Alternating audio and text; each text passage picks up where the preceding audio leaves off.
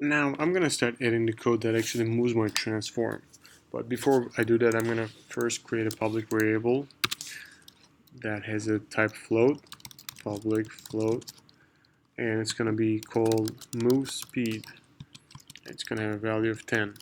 So this means I'm gonna use this variable to adjust the speed for my transform object.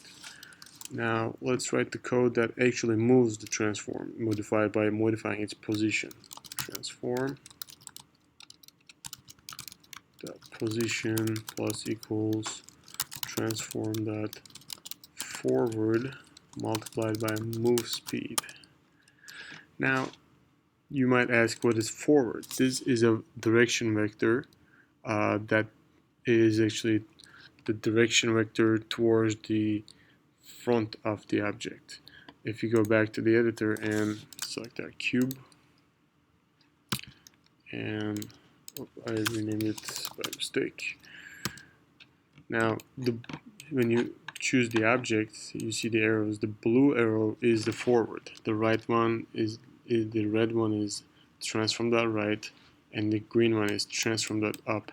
If you want to move the object towards the opposite directions of the arrows, then you'd have to multiply these vectors by -1, such as if you want to go backwards, that would be transform.position plus equals transform.forward multiplied by -1. Okay, same as up and right.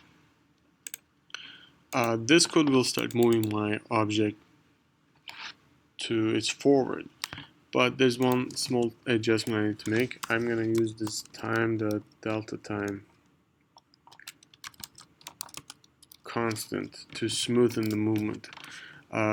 In Unity, 1 unit of movement equals to 1 meter in real world, and currently we are moving this 10 multiplied by 25 because its update is called 25 times a second, so it's actually going 250 times 250 meters per second, which is the speed of a bullet. Therefore, we add this time, the delta time constant, which will smoothen the movement, and I can still use easy to read variables such as 10. Otherwise, this would have to be 0.000 something. Now, if you go back to the editor, and if you don't have the script here, you can always edit to the cube, select the cube, and add the script. The sphere doesn't have the script. Now let's run and see what happens. It's moving. And if I wanted to move it backwards, then I will just make this minus something, maybe -10. It's coming this way. You see, another thing, whenever you create a public variable in the script, it will show up in the inspector inside the script component, and you can always change its value. It's a good way to approach in terms of debugging.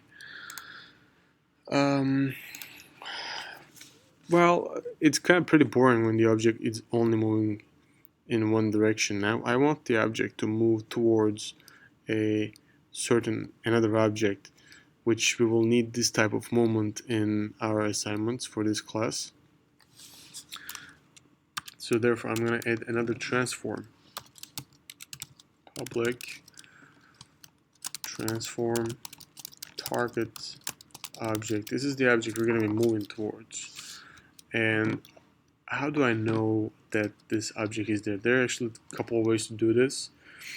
You can either catch when this object touches the target object, or you can calculate the distance in between those two, and if the distance is 0, means they're at the same position, which means this object has arrived to the position of the target object.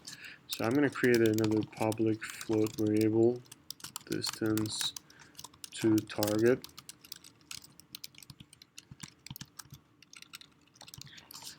and then I'm going to use the vector3.distance method to calculate that.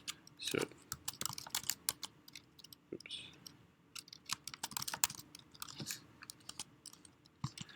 So distance to target is a float variable, vector3 dot distance. Now vector3 is a Unity built-in type, and it basically holds three values, x, y, z values, and it is used for a lot of calculations in Unity, because a lot of things in 3D space, they have a position, and the position is expressed with one x, one y, and one z variable. You can also see this will apply to scale and rotation as well. And in some cases, like in Box Collider, you can change the size of the collider by assigning a different vector3, because this size is also vector3 type. As you can see, it has an x value, it has a y value, and it has a z value. So when you're calculating distance between two targets, two objects, you have to calculate the distance between their positions, the positions they're actually in the space. For example, in this case, we want the distance between this transform and the other object, and the target object. Transform dot position is a vector3, and target object dot position is the other object. Now let's save this, and I want my transform to move only if the distance to target is greater than 0. Otherwise, if it's there, if the distance is 0, then why they should move? You're gonna be using this type of movement for moving your agents for assignments for this class. For example, the vacuum cleaner will be using this type of movement. But before we move forward, we need to actually look at that thing, right? Look whatever the target is. Otherwise, it's just going to keep going forward. Maybe the target is not right ahead of the transform. Maybe it's on its right, on its left. So the simplest way to look at a target is to use transform dot look at method, and we're going to pass in the position of the target object. Position. Now, let me translate this code. Distance to target is calculated by this method here, and distance to target equals to the distance between this transform, which the object that has this script, and the target object's position. And if that distance is greater than 0, means they are apart, then the transform will rotate towards that object, and then it will start moving forward until it gets to that object. Once it gets to that object, means the distance is 0, then it's not going to be moving anymore.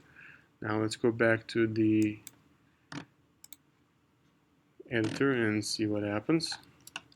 After I edit those fields, my inspector window got updated, and object control script now has two more fields. One is target object, the other is distance to target. The target object is the object that I want my transform to move towards, in this case cube, and I will move it to the sphere. So how can I tell I want it to move to sphere?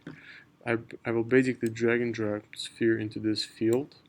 Now the cube knows that it needs to go towards the sphere. And I'm going to make the speed a little bit slower so I can explain things better. Now this is in target. Currently it's 0, but it will change because the script is constantly updating it. So it's going to be like a read-only value. Now let's put the sphere somewhere far, and let's run. You see the cube is going towards the sphere now. I'm going to switch to scene view, and if I move the sphere, the cube will rotating towards the sphere and following it. That's one type of movement.